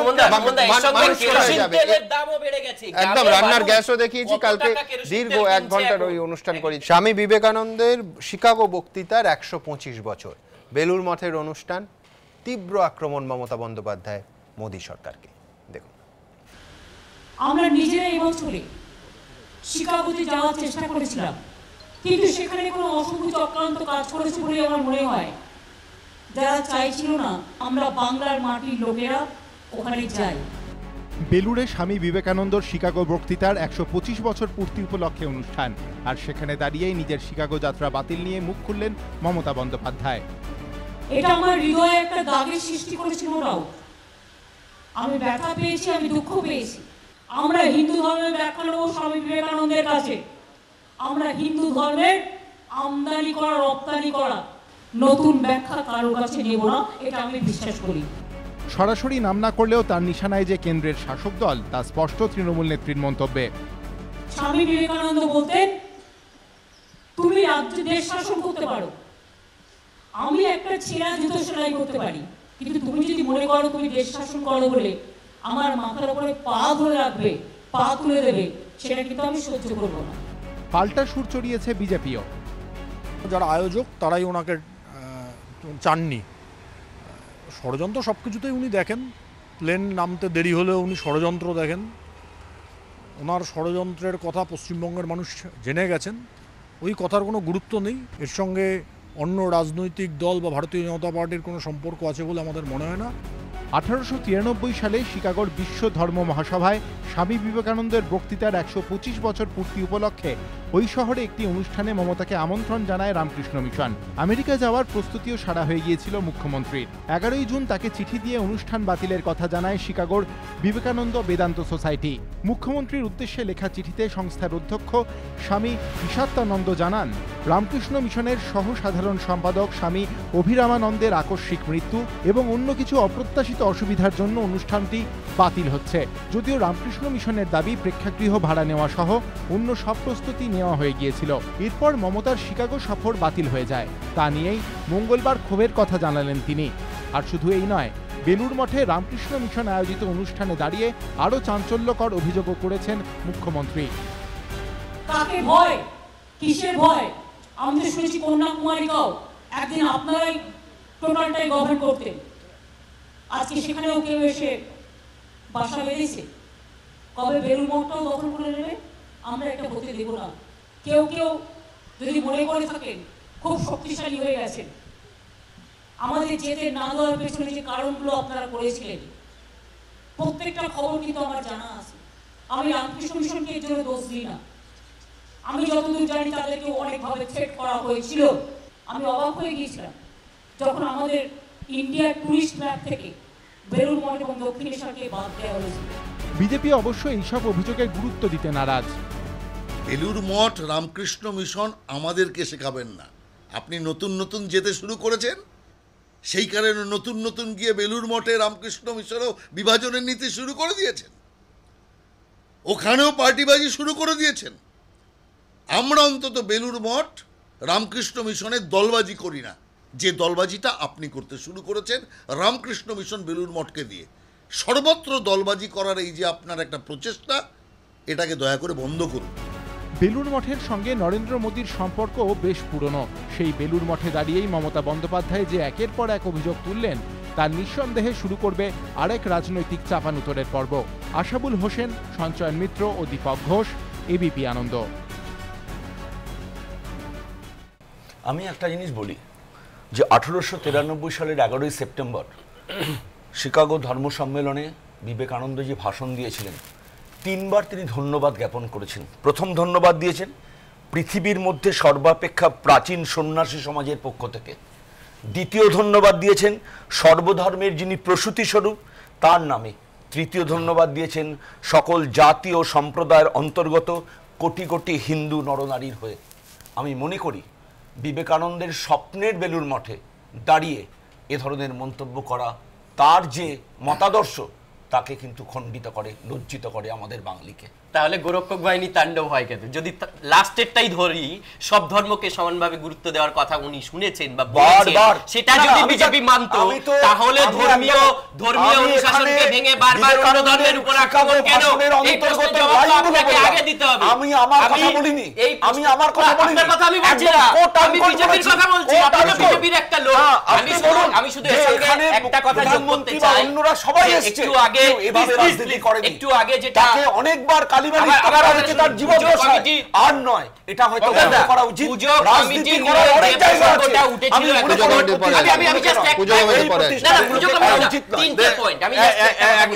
আমি দেখুন, আমি বেলুড় মঠে 12 বছর চাকরি করেছি। আমি বিভিন্ন সময় রাষ্ট্রনায়করা গেছেন, আমি তাদের সঙ্গীও বা তাদের বক্তৃতাও শোনার সুযোগ হয়েছে আমার। আমি ব্যক্তিগতভাবে মনে করি প্রতিদিন রাজনীতিবিদরা যে মাঠে ময়দানে বক্তৃতা করেন, তখন মমতা বন্দ্যোপাধ্যায় বিজেপির বিরুদ্ধে যে অভিযোগগুলো করেন সেটা আমরা জানি। সেই অভিযোগগুলো জানানোর অনেক স্থান আছে এবং সঠিকভাবেই হয়তো করেন, কিন্তু বেলুড় মঠ যেটা আন্তর্জাতিক স্তরে বাঙালির গর্বের জায়গায় বন্দিত, বিশ্ববন্দিত একটি প্রতিষ্ঠান, যেখানে মানে বিবেকানন্দ স্বয়ং ধর্ম থেকে রাজনীতির থেকে বিযুক্ত করবার জন্য বেলুড় মঠকে আলাদা করেছিলেন, যার জন্য অনেকেই বলেন যে সিস্টার নিবেদিতা প্রশ্নটা ওই কারণে একটু দূরত্বে ছিল।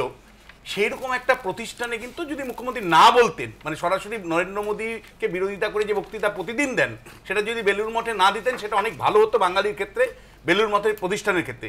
যে সমস্যাটার জায়গা তৈরি হচ্ছে, আমি বলছি আপনাকে গত 100 বছরের উপর কোনো একটা প্রতিষ্ঠান যদি বাঙালির টিকে থাকে তাহলে কিন্তু বেলুড় মঠ আমাদের গর্বের জায়গা, আমাদের গর্বের জায়গা। সেখানে যেটা অভিযোগ আসতে শুরু করেছে এবং মঠের মধ্যে, সেটা হলো যে বিভিন্ন জায়গায় বিভিন্ন প্রোগ্রামে সন্ন্যাসীদের সামনে রেখে কিন্তু সাক্ষী রাখা হচ্ছে যে আমরা এই করেছি, আমরা সেই করেছি, অর্থাৎ বেলুড় মঠকে ব্যবহার করবার অভিযোগ আসছে। দ্বিতীয় যেটা, এটাকে কেন্দ্র করে বেলুড় মঠের এটাকে কেন্দ্র করে মহারাজদের মধ্যেও কিন্তু একাংশ অভিযোগ করছে যে এই ধরনের এটা কিন্তু খারাপ জায়গায় যাচ্ছে। আমি বলছি যে খারাপ জায়গায় নিয়ে গেছে তোমরা। এক মিনিট চুপ করো না।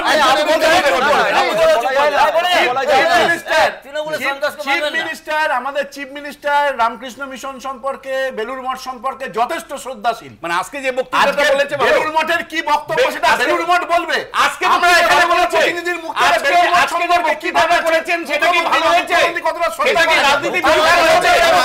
না না, আমি বলছি এটা আমি যেটা বলছি আমরাও বলবো কে বলতে দিতে হবে যে উনি বলবেন 1893 যদি মুখ্যমন্ত্রী পাবলিকলি বলে থাকে আমরা তার উপর মাথা বসাবো। এটা মনে রাখবেন, এই গত 7ই সেপ্টেম্বর আরএসএস ওই শিকাগো শহরে 125 বছরকে কেন্দ্র করে ভালো করেছে, হিন্দু কংগ্রেস করেছে এবং তাকে আরএসএস করেছে সন্ত্রাসবাদীকে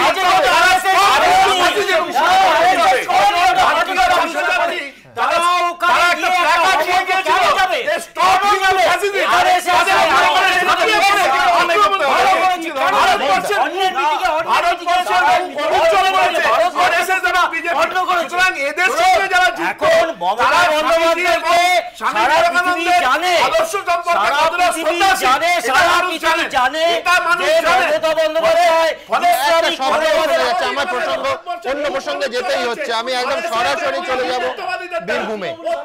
বীরভূমে কালকে অবধি শোনা গেছিল যে ঝাড়খণ্ড থেকে গুন্ডা বাহিনী এসে বোমা বিস্ফোরণ করেছে, কিন্তু আজকে যে 7 জন গ্রেফতার হলেন তারা প্রত্যেকে তৃণমূল কর্মী। দেখুন, তৃণমূলের পার্টি অফিসে বিস্ফোরণ, গ্রেফতার তৃণমূল কর্মীরাই। হঠাৎ বিকট শব্দ, বিস্ফোরণের জেরে চোখের পলকে গুঁড়িয়ে গিয়েছিল তৃণমূলের পার্টি অফিস। বীরভূমের খয়রাশোলের কাঁকরতলায় সোমবারের এই ঘটনায় 7 তৃণমূল কর্মীকে গ্রেফতার করল পুলিশ। ধৃতরা প্রত্যেকেই খয়রাশোলের স্থানীয় বাসিন্দা, যদিও মূল অভিযুক্ত তৃণমূল কর্মী কালো শেখ অধরা। সোমবার সকাল 10:30 নাগাদ তীব্র বিস্ফোরণ হয় শাসক দলের ওই পার্টি অফিসে। বিস্ফোরণের তীব্রতা এতটাই ছিল যে প্রায় 15 ফুট দূরে ছিটকে যায় পার্টি অফিসের দরজা জানলা। এই ঘটনার পর বিজেপির বিরুদ্ধে ঝাড়খণ্ড থেকে লোক নিয়ে এসে পার্টি অফিস উড়িয়ে দেওয়ার অভিযোগ তোলেন বীরভূমের জেলা তৃণমূল সভাপতি অনুব্রত মণ্ডল।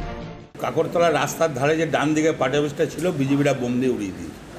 পাশেই ঝাড়খণ্ড, ওখান থেকে 1/2 কিলোমিটার ঝাড়খণ্ড, আমাদের পার্টি অফিসটা উড়িয়ে দিয়েছে। কিন্তু সেই তত্ত্ব কার্যত উড়িয়ে দিয়ে বিস্ফোরণের ঘটনায় স্থানীয় 7 তৃণমূল কর্মীকে গ্রেফতার করল পুলিশ। আদালতে তোলার সময় ধৃতরাও স্বীকার করে নিয়েছেন তারা তৃণমূল করেন। কোন পার্টি করেন? পুলিশ কেন ধরেছে? তৃণমূলের স্থানীয় শীর্ষ নেতা আবার পুলিশের বিরুদ্ধে ফাঁসানোর অভিযোগ করছেন। আমরা যেটুকু শুনেছি এরা কেউ মাঠে ঘাটে ধান লেড়েছিল, ওইখান থেকে ধরা হয়েছে। এবারে বেশিরভাগই যেটুকু জানি নির্দোষীরাই ধরা পড়েছে। এটা নির্দোষী, যেমন আমার স্কুলের একটা ভালো ছেলে পাস করে ট্রেনিং করে বেরিয়েছে, তাদেরকে ধরা হয়েছে। পুলিশ যা ভালো বুঝছে করছে। বিরোধীরা কটাক্ষের সুরে বলছে তৃণমূলের আমলে পুলিশ তৃণমূল কর্মীদের মিথ্যা মামলায় ফাঁসাবে, এটা হাস্যকর দাবি। আসলে ঝুলি থেকে বিড়াল বেরিয়ে গিয়েছে। 7 জন তৃণমূল কর্মী আজকে অ্যারেস্ট হয়েছে।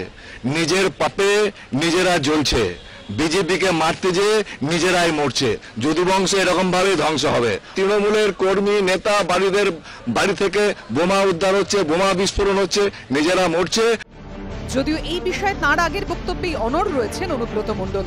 মঙ্গলবার এই বিষয়ে তার সংক্ষিপ্ত প্রতিক্রিয়া, পুলিশ তদন্ত করছে।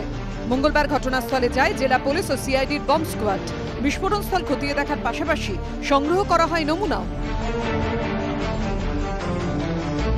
সিআইডি সূত্রে দাবি, তৃণমূলের পার্টি অফিস তথা বিস্ফোরণস্থল থেকে স্প্লিন্টার উদ্ধার হয়েছে। মিলেছে একটা বারুদ মাখা হামানদিস্তা। বিরোধীদের প্রশ্ন, তৃণমূলের পার্টি অফিসে এত বিস্ফোরক এলো কোথা থেকে? কি কারণে তৃণমূলের পার্টি অফিসের ভেতরে হামানদিস্তা রাখা ছিল? তাহলে কি সেখানে গোপনে বোমা তৈরি হচ্ছিল? চমকে দেওয়ার মতো বিষয় হলো, তৃণমূলের যে অঞ্চল সভাপতি সোমবারও বুঝতে পারছিলেন না কিভাবে বিস্ফোরণ হলো, সেই দিনই মঙ্গলবার দাবি করেছেন কেউ হয়তো বাইরে থেকে তাদের পার্টি অফিসে এসে বিস্ফোরক রেখে গিয়েছে। এটা কাম্য নয়, যে বা যারাই করুক এটা কাম্য নয়। আমরা এখন কিভাবে হয়েছে সেটা তো আমরা ক্লিয়ার হতে পারছি না, বোমা না অন্য কোনো বিস্ফোরণ, এটা কিছু বুঝতে পারছি না আমরা। তা হ্যাঁ, বিস্ফোরণ কিছু ছিল। এটা অনেক সময় খোলা থাকে, তো রাত্রেও তো খোলা থাকে, বাইরে কোনো হয়তো দুষ্কৃতীরা এটা করেছে, পার্টির লোকের কোনো কাজ নয়, এটা আমরা দৃঢ়ভাবে বলতে পারি। আমরা সব মিলিয়ে শাসক দলের আরও একটা পার্টি অফিসে বিস্ফোরণ ঘিরে রহস্য তুঙ্গে। গোপাল চট্টোপাধ্যায় রিপোর্ট, এবিপি আনন্দ, বীরভূম। বিরোধীরা বলছেন কারণ, এই বিস্ফোরণের কারণ জোড়া অফিস, অনেকে বলছেন যমজ অফিস, একেবারে আইডেন্টিক্যাল টুইনস, এবং এই দুই অফিসের একটিতে বিস্ফোরণের কারণ নাকি গোষ্ঠীদ্বন্দ্ব। দেখুন, এক ঝলক দেখলেই মনে হবে বিস্ফোরণের আগে এবং বিস্ফোরণের পরে একই পার্টি অফিসের দুটি ছবি। দুটি পার্টি অফিসের রং এক, আয়তনও প্রায় এক, এমনকি পার্টি অফিসের দেওয়ালে লেখার ধরনও এক। কিন্তু আদতে এই ছবি তৃণমূলের পৃথক দুটি পার্টি অফিসের। কাঁকরতলা থানা থেকে 1 কিলোমিটার এগোলেই বড়রা গ্রাম, যার সামনে দিয়ে চলে গিয়েছে বাবুইচোর যাওয়ার পিচ রাস্তা। গ্রামের শুরুতেই রাস্তার বাদিকে রয়েছে বড়রা তৃণমূল কংগ্রেস অঞ্চল কার্যালয়, দেওয়ালে লেখা শেখ মিরাজ, নামের নিচে দেওয়া রয়েছে ফোন নাম্বার। 300 মিটার এগোলেই রাস্তার ডান দিকে চোখে পড়বে একই রকম দেখতে তৃণমূলের আরেকটি কার্যালয়, যার দেওয়ালে লেখা শেখ কালো, নিচে ফোন নাম্বার। কিন্তু এত কাছাকাছি তৃণমূলেরই দুটি পার্টি অফিস কেন? তৃণমূল সূত্রে খবর, সোমবার যে পার্টি অফিসে বিস্ফোরণ হয় সেটি খয়রাশোলের ব্লক তৃণমূল সভাপতি দীপক ঘোষের অনুগামী শেখ কালোর নিয়ন্ত্রণে ছিল। অন্যদিকে কিছুটা দূরে আরেকটি যে কার্যালয় রয়েছে সেটি খয়রাশোলের কার্যকরী ব্লক সভাপতি উজ্জ্বল কাদেরীর অনুগামী শেখ মিরাজের নিয়ন্ত্রণে। গ্রামে কান পাতলেই শোনা যায় খয়রাশোলে তৃণমূলের ব্লক সভাপতি এবং কার্যকরী ব্লক সভাপতির অনুগামীদের মধ্যে দ্বন্দ্ব চরমে। আগে বেশ কয়েকবার এই দুই গোষ্ঠীর সংঘর্ষে রক্ত ঝরেছে, গেছে প্রাণও। স্থানীয় বাসিন্দারা বলছেন এই ছবি শুধু বড়রা গ্রামের নয়, খয়রাশোল ব্লক জুড়ে প্রায় প্রত্যেকটি গ্রামেই রয়েছে শাসক দলের দুটি করে পার্টি অফিস। পার্টি অফিসটা দুটো, সেই গোষ্ঠীদ্বন্দ্বের জন্য দুটো পার্টি অফিস। তা আমরা চাই যে গোষ্ঠীদ্বন্দ্বটা মিটে যাক, একটাই পার্টি অফিস হোক, একটাই দল হোক, একটাই পঞ্চায়েতের সবাই মিলে যৌথভাবে একসঙ্গে কাজ করুক। এটা গড়াসে ব্লকে, গোটা পশ্চিমবঙ্গ জুড়ে এই অবস্থা চলছে। সোমবার বড়রা পার্টি অফিসে বিস্ফোরণের ঘটনায় 7 জন তৃণমূল কর্মীকে গ্রেফতার করেছে পুলিশ। তারপর থেকেই উঠতে শুরু করেছে গোষ্ঠীদ্বন্দ্বের অভিযোগ। স্থানীয় সূত্রে দাবি, খয়রাশোলের বিস্তীর্ণ অঞ্চলে মাটির নিচে রয়েছে কয়লা, রয়েছে দুটি খোলামুখ খাদানও। অভিযোগ, কোটি কোটি টাকার সেই কয়লার ব্যবসা কারা নিয়ন্ত্রণ করবে তা নিয়ে চরমে উঠেছে শাসকের গোষ্ঠীদ্বন্দ্ব। একই অঞ্চলে গজিয়ে উঠেছে একাধিক পার্টি অফিস। যদিও তৃণমূলের জেলা সহ সভাপতি মলয় মুখোপাধ্যায়ের দাবি, পার্টি আগের থেকে অনেক বেড়েছে। সংসার বাড়লে যেমন ভাইয়ে ভাইয়ে গন্ডগোল হয়, সেরকম মাঝে মধ্যে নিজেদের মধ্যে একটু আধটু গন্ডগোল হয়। আর দল বাড়ছে বলেই দুটো করে পার্টি অফিস তৈরি করতে হচ্ছে। যদিও এই তত্ত্ব মানতে নারাজ সিপিএম এর কেন্দ্রীয় কমিটির সদস্য রামচন্দ্র ডোম। তার পাল্টা প্রশ্ন, দল বাড়লে দুটো পার্টি অফিস কেন করতে হবে? তাহলে রাজ্য স্তরেও দুটো অফিস করুক। আসলে নিজেদের লোকেদের নিয়ন্ত্রণে রাখতে পারছে না তৃণমূল। গোপাল চট্টোপাধ্যায় রিপোর্ট, এবিপি আনন্দ, বীরভূম। বিজন, ঝাড়খণ্ড থেকে গুন্ডা বাহিনী এসে বাইরে থেকে বোমা ছুড়ে এই হাল করেছে অফিসের, এই থিওরি কিন্তু পুলিশি তদন্তেই উঠে আসছে না। যে 7 জন গ্রেফতার হয়েছেন 7 জনই তৃণমূল কর্মী, ঝাড়খণ্ডের বহিরাগত কোনো গুন্ডা বাহিনী নয়। প্রথম কথা হলো, দুটো যে পার্টি অফিস দেখানো হলো, মানে অনুব্রত গতকাল যা বলেছিলেন তার সঙ্গে পুলিশ যাদের, এবং hats off to police and প্রশাসন যারা ঘটনার সঙ্গে যুক্ত বলে যাদের গ্রেফতার করেছেন প্রত্যেকে তৃণমূল কর্মী। অনুব্রত ঠিক উল্টো কথা বলেছিলেন, ঝাড়খণ্ডের বহিরাগত গুন্ডারা বিজেপির দিকে ইঙ্গিত করেছিলেন। বিজন, আমি প্রথম বলবো দুটো পার্টি অফিসের কথা। হ্যাঁ, একটা অঞ্চলের কোনো দলীয় কার্যালয়, তার নিচে কোনো একজন দলের নেতার নাম লেখা থাকে, এটা কোনো বৈধ পার্টি অফিস হয় না। যদি প্রকাশ্য দিবালোকে এত কাছে অবৈধ পার্টি অফিস আপনি বলবেন না? না না, তোমাকে বলতে বলছি। এবার প্রশ্ন হলো, ওখানে একজনের নাম লেখা থাকতে পারে না। থাকতে পারে কি, যদি অঞ্চল সভাপতি হিসাবে কারোর নাম লেখা থাকতো সেটা ঠিক ছিল। এই যখন দুজনের নাম লেখা আছে, এরা দলের থেকে বড় হয়ে যাওয়ার চেষ্টা। এই কারণে যদি ফোন নম্বর দিয়ে বলতেন যে তার বাড়িতে কার্যালয় করে খুলে বসতেন এবং ফোন নম্বর দিয়ে বলতেন মানুষের সেবায় আমি কাজ করব, সেটা ভালো। বড় হয়ে গেছে বলে বিস্ফোরণ হলো না। তো আমি এটাই বলতে চাইছি যে দুটো পার্টি অফিসের মধ্যে, না আমাকে বলতে দিন একটু, সেটা হচ্ছে এই দুটো পার্টি অফিসের ভাবে নাম দেওয়া যায় না। এক, দুই, আপনি যেটা বলছেন বাইরের থেকে আনার কথা, এই বিষয়টা না, আমি তোমার একই সিদ্ধান্ত, সেটা হচ্ছে অনুব্রত মণ্ডল এত বড় জেলা সভাপতি, এত তার দাপট, আমি বলছি ইন অল গুড সেন্স, যে তা বাঘে গরুতে এক ঘাটে জল খায়, সেখানে প্রকাশ্য দিবালোকে দুটো পার্টি অফিস, তার গায়ে নাম্বার লেখা, তুমি বলছো এই দুটো হতে পারে না? না, এটাই তো দলের থেকে উপরে উঠে যাওয়ার সিগন্যাল, তাদেরকেই তো আটকাতে হবে এবং তাদেরকে দলের যারা সিদ্ধান্ত মানবে না তাদের বসাতে হবে এবং তাদেরকে বসিয়ে দিতে হবে, এটা এক। দুই, আপনি যেটা বলছেন যে কেন তৃণমূল কংগ্রেস কর্মীদেরকে গ্রেপ্তার করেছে, এটাই তো মমতা বন্দ্যোপাধ্যায় সরকারের দৃষ্টান্ত, যে যদি কারোকে পুলিশ মনে করে জিজ্ঞাসাবাদ করতে প্রয়োজন আছে তাকে ধরবে। সে তৃণমূল কংগ্রেসকে বাদ দিয়ে, শুধু অনুব্রতকে বাদ দিয়ে তৃণমূল কংগ্রেস বলে প্রশ্ন নয়, এটা বিজেপির যদি ধরতো না এতক্ষণ বলে দিত রাজনৈতিক চাল। তৃণমূল কংগ্রেসে রয়েছে, এখন মিসমিস করে হাসছে। মানে আমি বলতে চাইছি তৃণমূল কংগ্রেস এটা বোঝে এবং মমতা বন্দ্যোপাধ্যায় সরকারের প্রশাসন এটা জানে যে পুলিশকে যখন অ্যারেস্ট করেছে তারা কিছু বলছে না, এটাই তৃণমূল কংগ্রেসের নারায়ণগড় এবং বীরভূমের খয়রাশোল একই ঘটনার প্রতিধ্বনি। আসলে যে AK-47 কোচবিহারে নিজেদের গন্ডগোলে পাওয়া যায়, স্কুল ছাত্রর কাছ থেকে 20টা রিভলভার আর 100টা কার্তুজ পাওয়া যায়, তখন বোঝা যায় আমরা বারুদের স্তূপের উপর।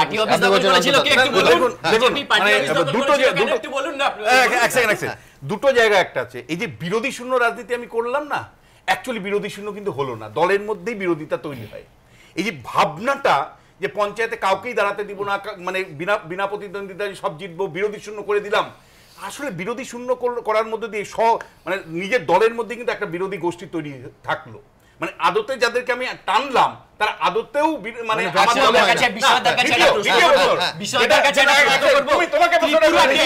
ত্রিপুরাতে উপনির্বাচন হচ্ছে পঞ্চায়েতের, 3260টা আসনে নির্বাচন হচ্ছে, সেখানে কজন প্রার্থী দিয়েছে আপনি জানেন বিরোধীরা?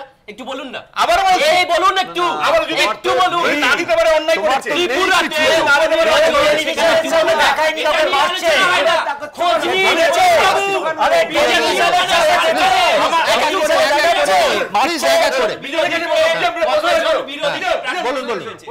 বিজন যেটা বললো যে পুলিশ তার ধর্ম পালন করেছে, পুলিশ কখন সেই সময় কেন ধর্ম পালন করে না যখন অনুব্রত অভিযুক্ত থাকে? তাকে কেন মামলা চলেছে যখন আপনি এমন করে আপনি যেটা বলছেন সেটাই ঠিক।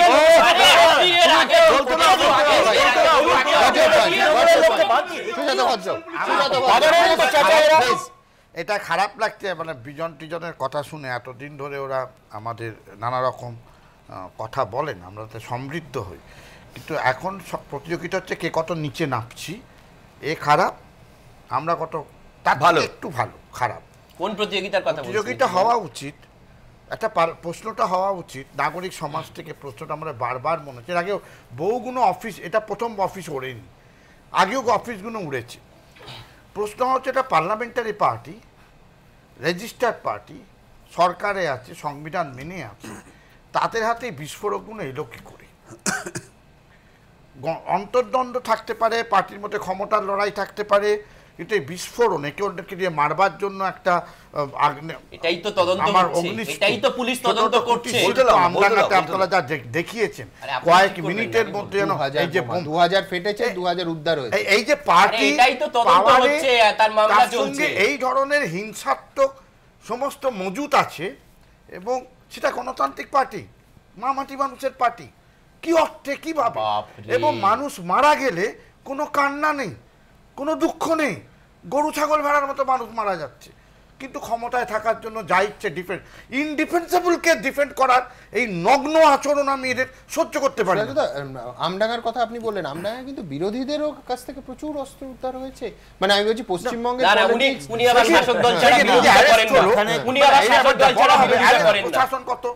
প্রশাসন কত নিরপেক্ষ, অ্যারেস্টের পর কি হয়, আমরা যারা কেস, আমরা যারা কনভিকশন হয় কিনা, ঠিকমতো চার্জশিট দেওয়া হলো কিনা,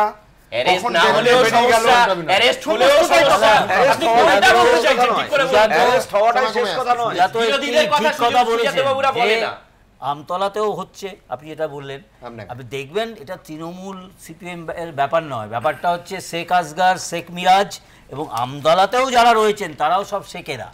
আমাদের পুরো এই পঞ্চায়েতের সময় যেখানে আগ্নেয়াস্ত্র বোমার ব্যাপার হয়েছে সেখানে একটি বিশেষ সম্প্রদায় জড়িত হয়ে পড়েছে। এটা পশ্চিমবঙ্গের জন্য ভয়ানক। আমি কিন্তু মানে সংবাদপত্র এড়িয়ে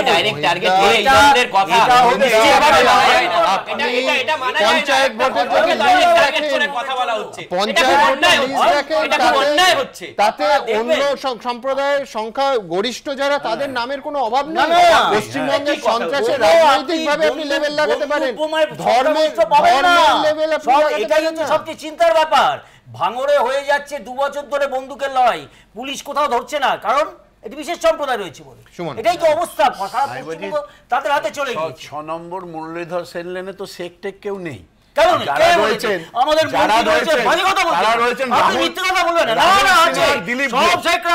রাহুল সিনহা, দিলীপ ঘোষ,